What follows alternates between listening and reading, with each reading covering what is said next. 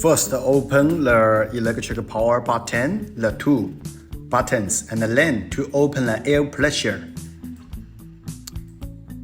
After that, to open the box to check the number 7, 11, or 12, LED parts if they are work or not.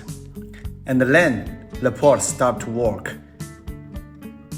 Hooks will deliver to the check-in automatic. The port will shake.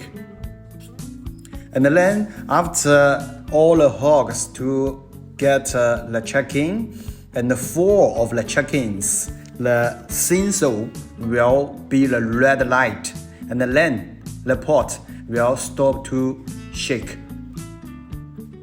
You will see here the red light. After that,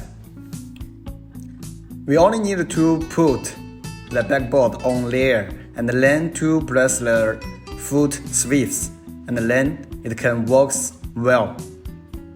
We only need to adjust the length of the distance of the hammers. Okay, here is it.